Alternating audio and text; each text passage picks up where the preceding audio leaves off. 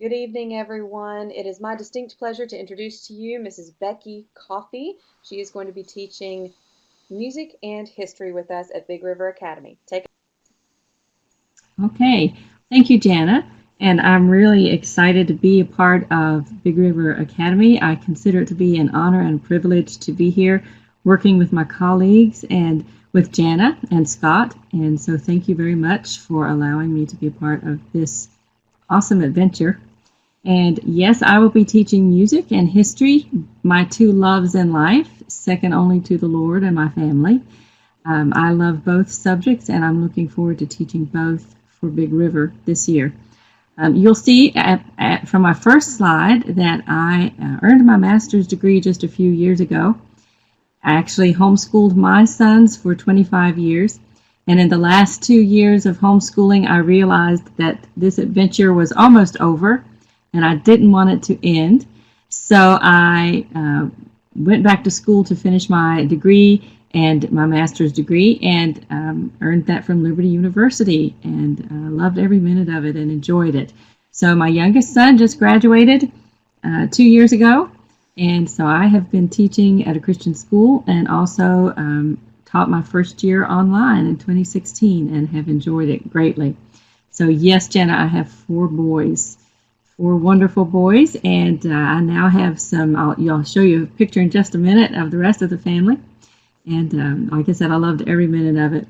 We chose to homeschool. We lived in Ohio at the time, and we chose to home educate because our public schools were using a whole language approach to reading, and I was a die-hard phonics person. And so at that point, we decided to homeschool only for that reason. I never dreamed that I would be spending the next 25 years doing that, but as I said, I loved it all. I loved every minute. So let me introduce myself to you. This is a picture of myself and my husband. We live in the Blue Ridge Mountains in Virginia, which I'm very partial to. I think it's very beautiful here, and I love it. I was born here, and then when I married my husband, I moved to Newfoundland, Canada, because he is from Canada. And I moved there, and we were there for a short while, and then we took a pastorate in Ohio and lived in Ohio for about 18 years and just came back here about 10 years ago to Virginia, and I love it. And I hate to think that I might have to leave it again, but you never know where the Lord might lead you. But we have been here for the last 10 years, and I love it. I love the history in Virginia. Anywhere you go in Virginia, you can discover some history, so I love it here. We have been pastoring and doing missionary work for 33 years, and we enjoy that. We travel around the world. We've taken some trips and taken other people with us to Israel. We've also taken some medical missionary trips to Tanzania and hosted that, and really enjoyed that. So we currently pastor a church of about 150 and love it. So, and I always say that my other two loves in life are Ireland and the beach. Those are two places you can find me if I have any free time and the money to go to either one. That's where you will find me, is in Ireland or the beach. I love both. I do hold a Bachelor of Education degree in and a graduate Master of Arts in Teaching Secondary Education, and my emphasis was in social studies. I hold those from Liberty University, but I also hold a certificate for music theory from the St. Louis School of Music Progressive Series, and that school is no longer open. I earned that as a very young lady, and that school has since closed, but I hold a theory certificate in primary, intermediate, and advanced theory.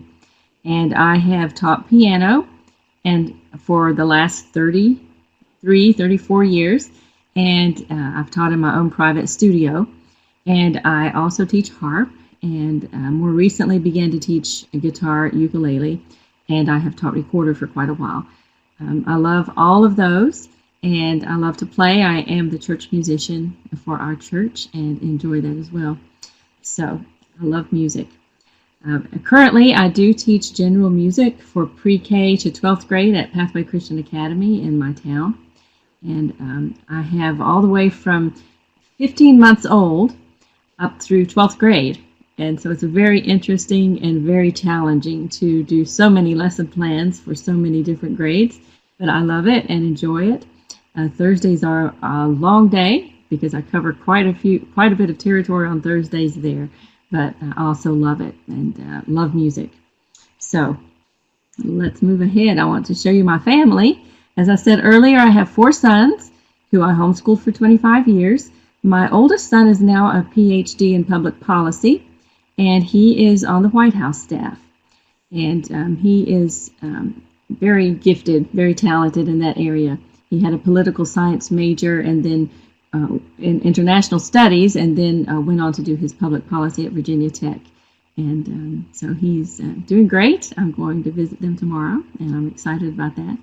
My second son is a professional engineer, and he has a degree in civil and environmental engineering for Duke Energy.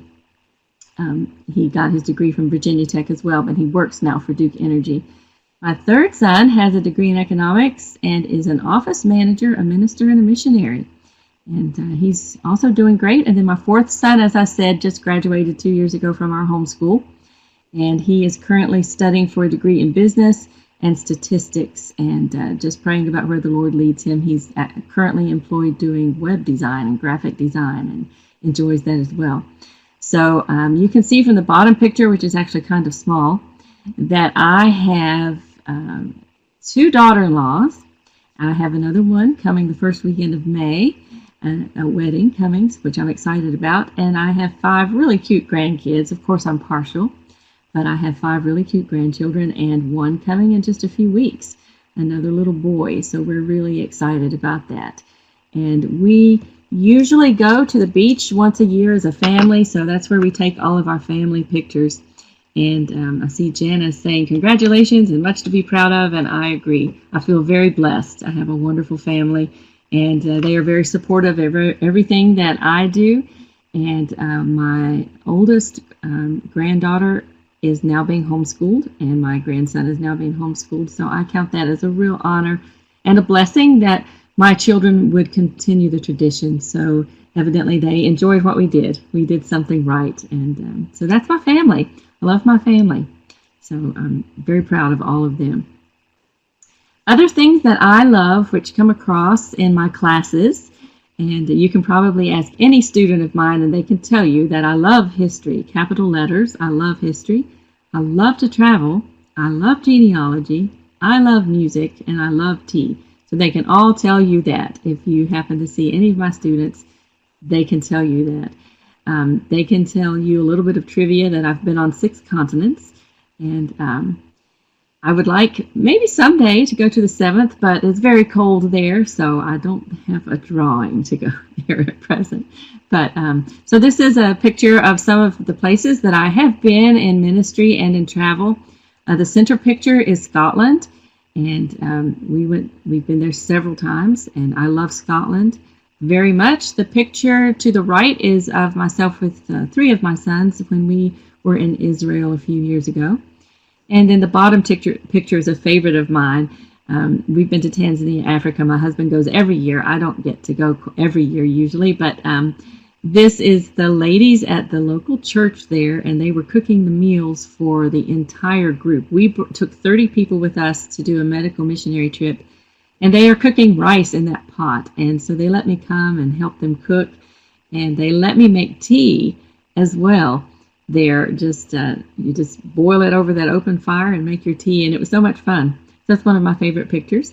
Then there's a picture of my great-great-grandfather who was a surgeon in the Civil War. So that's my love for genealogy, and I love tea, and I love to play my harp. So that's a little bit about me. And then you'll see here, this is one of my treasured memories, one of the most inspiring, historical, and awesome places that I have ever been. And this was in Israel. This is the ancient gate to Laish. And if you read in the Bible, you'll see that Abraham would have actually walked through this gate. And this just means so much to me. I had been to Israel many, many, many times with my family as a young girl, and then my husband and I have been several times as well. And this was just on our last trip. This was new. I had never seen this before, and it just still moves me to see this. ancient gate to this city, and you can see the stones in the front that are forming sort of a stairway going into the city. And I am thankful that they have preserved it by having a covering over the top of it so it's protected from the weather. But just to stand in that spot and realize that Abraham had been there and walked through that gate just meant so much to me. And so I just wanted to include that in this slide because it's part of history and ancient history. So it's just a wonderful place to be. And of course, my two favorite absolutely places to be in the world is Ireland, which is the picture on the right, and the ocean, which is the picture on the left, and I think that is at Hilton Head. So that's my favorite places. So let's move on into my classes and what I'll be teaching this year at Big River. First of all, I'll mention music theory and composition. This is an elective class that's available. I will be teaching part 1 in the fall, and I will be teaching part 2 in the spring, Lord willing. And I taught this last year as well. I taught part 1. Part 2 did not happen this last year, but I did teach part 1 and felt very honored by the students who were part of that class. And as you'll see from the bottom, the little quote, I had a student who really enjoyed the class, and he did a great job in composition. He was very gifted in the composition area. And so I suggested that he get a subscription to Piano Explorer magazine and enter their composition contest. So that composition contest is currently running, and the deadline was last week to enter, and I received this email from his mother saying that he entered and judged just based on what he wrote for us in class. I have a feeling he could very easily win that composition, so I'm really excited to wait and see if he wins the composition. I have some other piano students who also entered it as well, so we'll see, but he was very gifted, and I just have a feeling that he will do really well. So the textbook that we use for theory, actually this is, let me show you this. This is an example of one of the compositions that was done by a student at the end of the first part of the class. So we have 2 classes. So at the end of part 1, this student wrote this piece, which he called Melody of Winter. I always encourage students to give a title to their piece because they are artists. They're painting pictures with words, so I always encourage them to give a title to their piece. So this is a piece written by John. I blocked out his last name, but this is a piece written by him, and you can see that he used the program NoteFlight to write this, and that is available free online for a trial period. You can purchase it to get more things that are available from them, but you can do it free of charge. Some of my students handwrite their pieces and then take a picture and send them in to me. Some handwrite them and then scan them and send them in to me. But we had a lot of fun at our last class in December. I played everyone's final composition for them on the piano, and we had fun listening to everybody's work. It was a lot of fun. So our textbook that we use for this class is Alfred's Essential of Music Theory. We use the complete version, and you will see up in the corner it says complete, because this is all 3 levels. There are actually 3 levels contained in this book. Yes, Jana, they did. They loved it. It was so much fun. I enjoyed it just as much as they did. It was a blessing to me to see them use their talents and what they had learned in class to write a song. So it was great. I'm praying they all use it for the Lord in the future. But this book has 3 levels of music theory.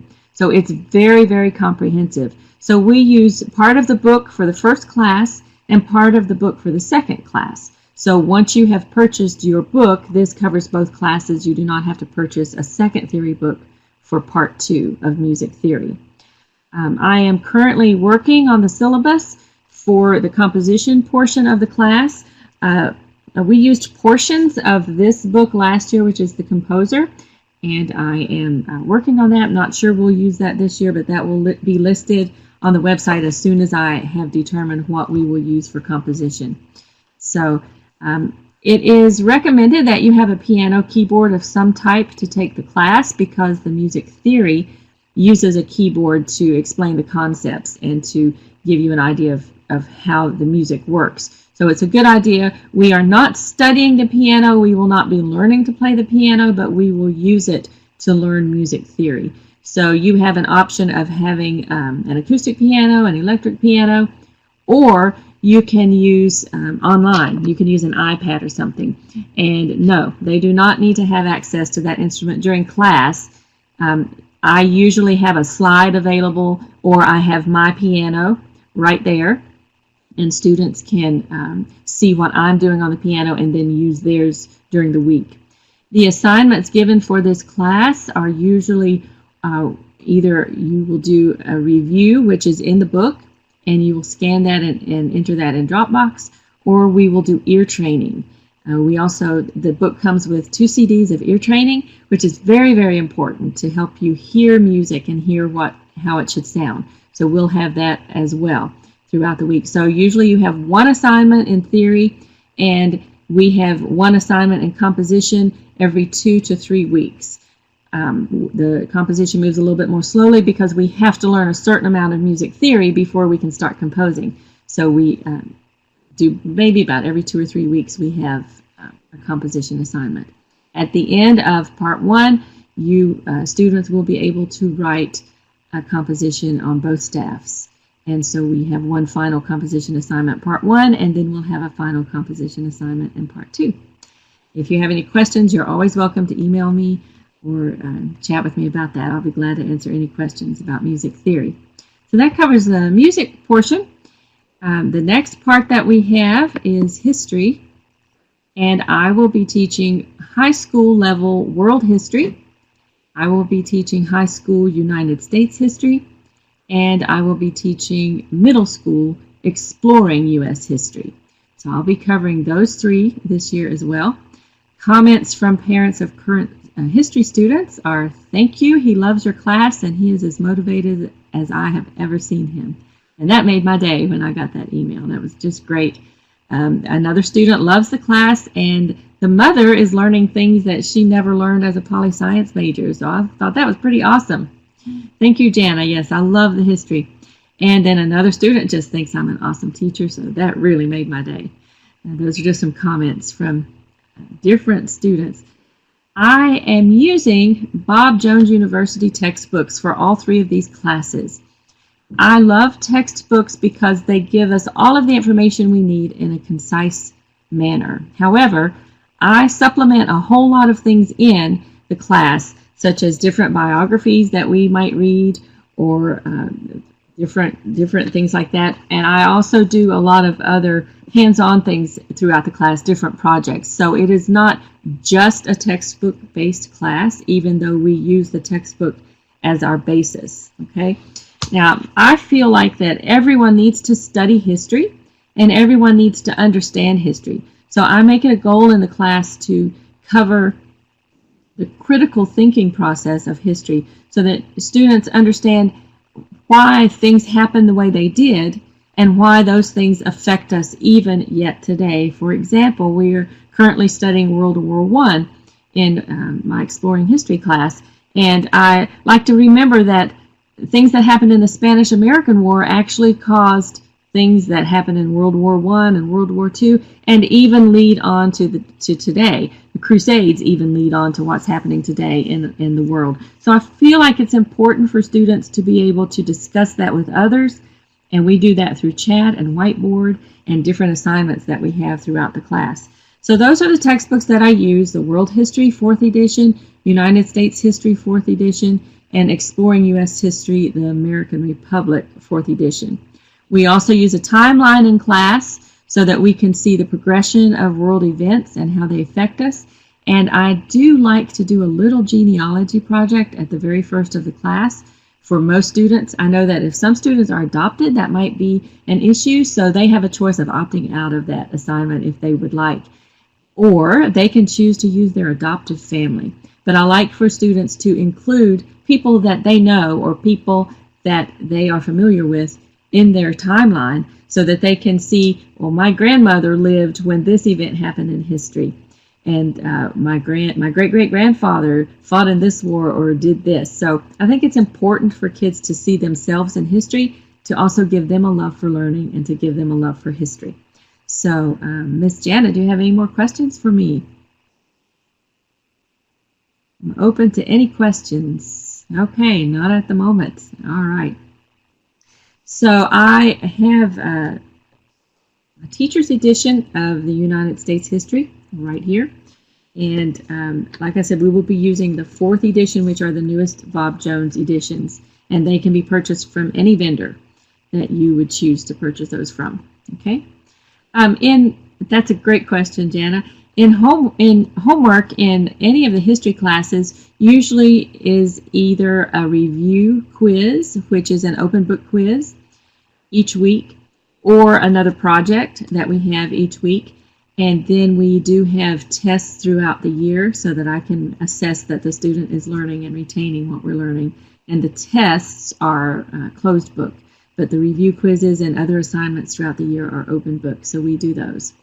Last year we did some wiki projects, and currently students are drawing a World War I propaganda poster for me in our Exploring U.S. History. So I'm looking forward to seeing the posters and what they are doing to convince folks to join into the World War I effort.